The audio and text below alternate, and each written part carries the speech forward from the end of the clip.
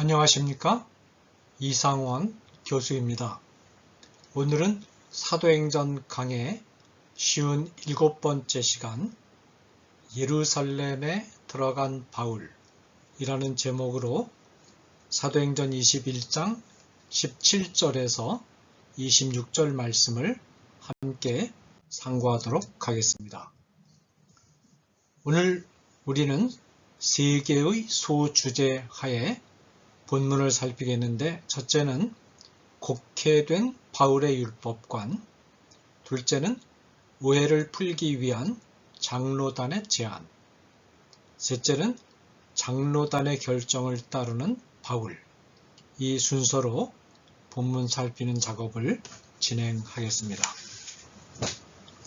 3차 선교 여행을 마치고 예루살렘으로 들어간 바울과 바울 일행은 예루살렘 교회 성도들의 따뜻한 영접을 받고 성도들이 준비한 거처에서 하룻밤을 지낸 후 다음 날 예루살렘 교회의 지도자들을 만납니다. 17절에서 18절. 이 무렵 예루살렘 교회는 예수님의 혈육 동생으로서 성도들의 존경을 한 몸에 받고 있었던 야고보의 지도를 받고 있었으며 이미 장로단이 조직되어 있었습니다. 베드로나 다른 사도들의 이름이 거론되지 않는 것으로 보아서 이들은 아마도 예루살렘 이외의 다른 지역으로 퍼져나가서 전도 사역을 시작한 것으로 보입니다. 바울이 온다는 소식을 전해들은 야고보를 비롯한 예루살렘 교회의 지도자들은 곧 연락을 취하여 모임을 갖고 바울을 영접합니다. 본문에는 기록되어 있지 않으나 바울이 예루살렘을 방문한 목적 가운데 하나는 이방 교회들이 거둔 구제 헌금을 전달하기 위한 것이었으므로 예루살렘 교회 지도자들이 바울을 통해서 이 헌금을 감사한 마음으로 전달받는 시간도 있었을 것입니다. 바울은 예루살렘 교회 지도자들을 만나서 인사를 한 뒤에 선교 보고를 합니다. 자신의 사역을 통해서 하나님이 얼마나 많은 이방인들을 개종시켜서 하나님의 백성으로 거듭나게 하시고 또 이방 지역 도처에 교회를 설립하게 하셨는가를 낱낱이 보고합니다. 이 보고를 들은 예루살렘 교회 지도자들은 먼저 하나님께 영광을 돌립니다. 이들이 하나님께 영광을 돌렸다는 것은 이들이 바울의 사역에 전적으로 공감하며 하나님이 이방인들을 향하여 구원의 문을 여셨다는 사실을 이의 없이 받아들이는 것을 뜻합니다. 예루살렘 교회는 이방인들이 하나님의 나라의 백성이 된다는 사실을 쉽게 받아들이지 못했던 교회였습니다. 이들은 스데반의 순교라는 뼈아픈 사건을 겪으면서 떠밀리다시피 예루살렘을 벗어나서 이방인들에게 겨우겨우 관심을 기울이기 시작했고 그 후에도 이방인의 윤리적 순결성을 의심하는 교인들 때문에 고통을 겪어야만 했습니다. 그러나 이제는 적어도 예루살렘 교회 지도자들은 이방인 선교에 충분히 마음문을 열었습니다. 첫 번째 소주제, 곡해된 바울의 율법관. 그러나 예루살렘 교회 지도자들에게는 바울과 관련하여 큰 걱정거리가 있었습니다. 자신들은 바울을 이해할 수 있었으나 예루살렘에 사는 믿지 않는 유대인들 사이에는 바울에 대한 적대 감정이 깊었기 때문입니다. 예루살렘의 유대인들에게 있어서 바울은 용서할 수 없는 배반자였습니다. 이런 적대 감정은 믿지 않는 유대인뿐만 아니라 믿는 유대인 곧 예루살렘 교회 성도들 가운데도 널리 퍼져 있었습니다. 이들은 바울이 예루살렘 교회 성도들과 교제하기 위해서는 적어도 교회 내에 퍼져 있는 이런 적대 감정을 어느 정도라도 해소하는 것이 급선무라고 판단하고 이 문제를 거론합니다. 예루살렘 교회 장로들은 율법 전문가들로 활동하다가 개종한 사람들이 예루살렘 교회 성도들 가운데 많다는 사실을 상기시킵니다. 형제여, 그대도 보는 바에 유대인 중에 믿는 자 수만 명이 있으니 다 율법의 열성을 가진 자라. 20절 6장 7절에 보면 허다한 제사장의 무리도 이 도에 복종하니라 라고 했고, 또 15장 5절에 바리새파 중 어떤 믿는 자들이라는 언명이 나오는 것으로 보아서 제사장이나 바리새인들 가운데서도 기독교로 개종한 사람이 많았음을 알 수 있습니다. 이들의 숫자가 본문에는 수만 명이나 되었다고 보도합니다. 예루살렘 교회 장로단은 제사장이나 바리새인이었다가 개종한 사람들의 숫자가 많다는 사실을 상기시킨 뒤에 이들 가운데 바울에 대한 매우 심각한 오해가 퍼져 있음을 상기시킵니다. 내가 이방에 있는 모든 유대인을 가르치되 모세를 배반하고 이들에게 할례를 행하지 말고 또 관습을 지키지 말라 한다함을 그들이 들었도다. 21절 아마도 이런 오해는 바울이 전도 활동을 하는 곳마다 늘 바울을 따라다니면서 괴롭히던 유대주의자들로부터 잘못 전해진 내용일 것입니다.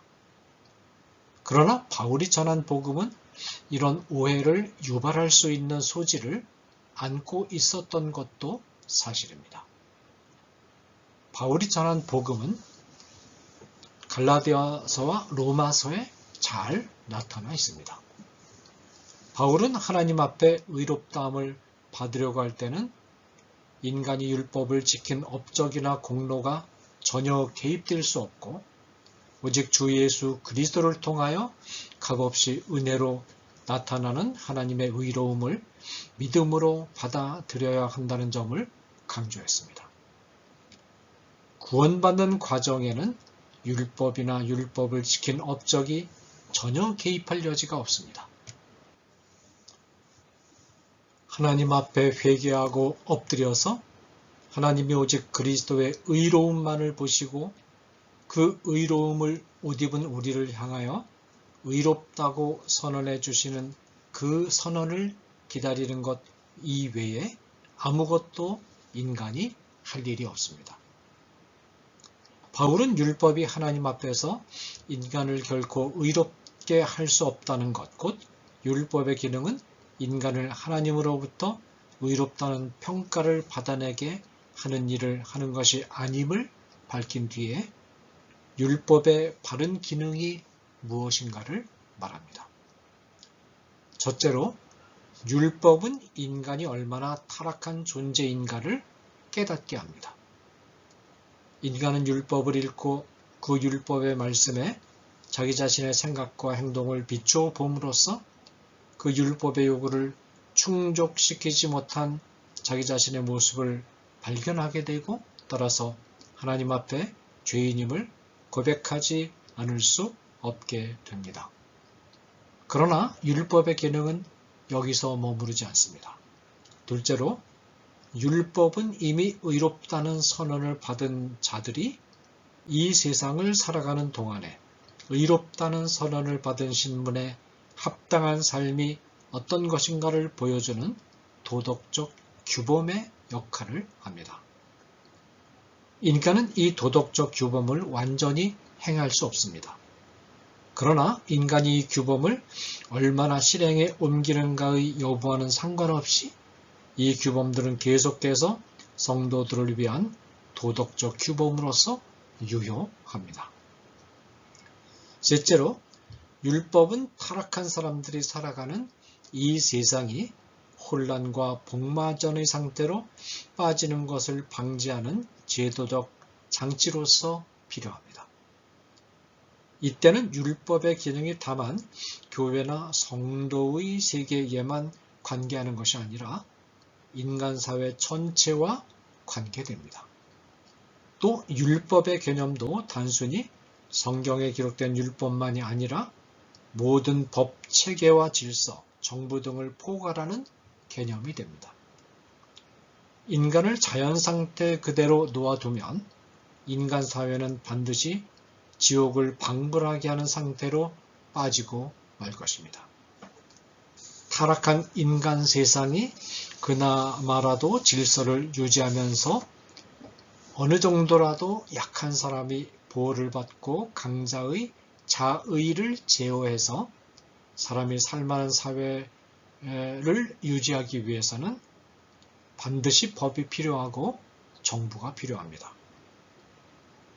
바울은 율법을 폐기한 것이 아니라 율법에 부여된 잘못된 기능을 제거하고 율법이 가지는 바른 기능을 되찾아 주었습니다. 바울의 율법과는 하나님과 인간에 대한 매우 깊고 정확한 통찰에 근거한 것입니다. 그런데 바울의 율법과는 율법주의를 고수해오던 많은 유대교인들에 의해서 쉽게 오해되었습니다. 이들은 바울의 사상을 전체적인 안목에서 보지 않고 바울 사상의 한 단면만을 집중적으로 부각시켜서 비판한 것입니다. 또 하나님 앞에 설 때 율법을 지킨 업적이 인간을 의롭게 하지 못한다는 생각을 바울이 율법을 폐기하고 무시하며 따라서 유대인들의 관습과 전통을 버리라고 가르치는 것으로 비판했습니다. 이들은 바울은 반율법주의자이자 무율법주의자라고 비판한 것입니다. 이 같은 비판이 예루살렘의 성도들에게 전달되었을 때 특히 제사장이나 바리새인이었다가 개종한 사람들의 귀에 전달되자 이들은 자초지종을 알아보지도 않고 또 바울의 사상을 전체적인 안목과 그 깊이에서 파악하려고 하지 않고 오해하게 된 것입니다. 여기에는 바울에 대한 반감도 작용하고 있었습니다. 이런 오해가 예루살렘 교회 성도들 가운데 넓게 깔려 있었습니다. 두 번째 소제목은 오해를 풀기 위한 장로단의 제안입니다. 예루살렘 교회 장로들은 이런 오해가 있음을 말한 후에 이들이 바울을 만나게 되면 심각한 논쟁이 벌어져서 교회가 분쟁에 휘말려들 가능성을 우려하기 시작합니다. 그러면 어찌할꼬 그들이 필연 그대가 온 것을 들으리니 22절 자신들의 우려를 표명한 다음 이들은 충돌 가능성을 최소화할 수 있는 한 가지 방법을 제시합니다. 우리가 말하는 이대로 하라. 서원한 네 사람이 우리에게 있으니 그들을 데리고 함께 결례를 행하고 그들을 위하여 비용을 내어 머리를 깎게 하라. 그러면 모든 사람이 그대에 대해서 들은 것이 사실이 아니고 그대도 율법을 지키는 사람이라는 것을 율법을 지켜 행하는 줄로 알 것이라. 23절에서 24절 예루살렘 교회 장로단의 제안은 바울이 율법을 지키는 사람이라는 것을 시각적으로 보여주기 위한 일종의 전시 효과를 노린 것이었습니다. 바울이 예루살렘에 온 목적 가운데 하나는 자신의 나시린의 서약을 예루살렘에서 마무리하고자 한 것이기도 했기 때문에 바울은 장로단의 제안을 흔쾌하게 받아들였습니다. 장로단의 요구는 나시린의 서약을 한 사람이 4명이 있는데 이들과 함께 성전에 들어가서 정결례를 행하고 이들이 나시린의 서약이 끝났음을 의미하는 뜻에서 나시린의 서약이 진행되는 동안 깎지 않고 길렀던 머리, 약 30일간 길렀는데 그 머리를 깎을 때 그 비용을 대신 부담해 주라는 것입니다. 왜냐하면 이 당시 나시린의 서약을 한 사람들의 머리 깎는 비용을 대신 부담해 주는 행위는 경건한 행위로 간주되었기 때문입니다. 예루살렘 장로단은 이런 방법으로 바울 자신도 유대교의 율법에 규정된 예식을 준수하고 또 그 예식을 준행하는 자를 경제적으로 돕는 광경을 예루살렘 교회 성도들이 보면 바울이 율법을 무시한다는 오해가 풀릴 것이라고 기대했던 것입니다. 다만 장로단은 이것이 바울의 경우에만 특별히 권하는 일시적인 방편이지 결코 이방 기독교인들 전체를 대상으로 하는 명령이 아니라는 점을 분명히 함으로써 바울을 안심시킵니다. 장로단은 자신들도 얼마 전에 있었던 예루살렘 총회의 기본 결정을 이미 잘 알고 또 존중하고 있음을 밝힘으로써 이 총회에서 결의한 내용 이상의 것을 이방인들에게 강요할 뜻이 없음을 확인합니다. 주를 믿는 이방인에게는 우리가 우상의 제물과 피와 목매어 죽인 것과 음행을 피할 것을 결의하고 편지하였느니라. 25절. 세 번째 주제는 장로단의 결정을 따르는 바울입니다. 바울은 인간의 영원한 운명을 좌우하는 복음의 내용에 관한 한 유대교인들에게 미움과 핍박을 받으면서도 결코 그 입장을 양보하지 않는 엄격함을 보여주었고 또한 교회와 성도의 바른 삶의 기본 원리를 천명하는 일에 있어서도 매우 엄격한 사람이었으나 그 이외의 문제들에 있어서는 탄력 있게 생각을 할 줄 아는 사람이었습니다. 바울은 이방인들을 만나서는 가능한 한 그들의 처지와 입장을 존중하려고 했고 또 유대인들을 만나서도 가능한 한 그들의 처지와 입장을 존중했습니다. 이와 같은 바울의 입장은 고린도전서 9장 20절에 잘 표현되어 있습니다. 유대인들에게 내가 유대인과 같이 된 것은 유대인들을 얻고자 하며 율법 아래에 있는 자들에게는 내가 율법 아래에 있지 아니하나 율법 아래에 있는 자 같이 된 것은 율법 아래에 있는 자들을 얻고자 하며.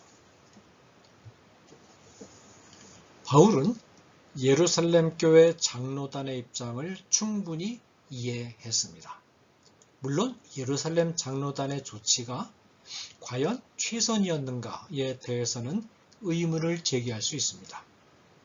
실제로 바울이 이들의 말대로 행동했을 때 장로단이 의도했던 화해의 열매를 거두기는커녕 문제가 더욱 복잡해졌고 바울이 죄수로 체포되는 단초가 되었기 때문입니다.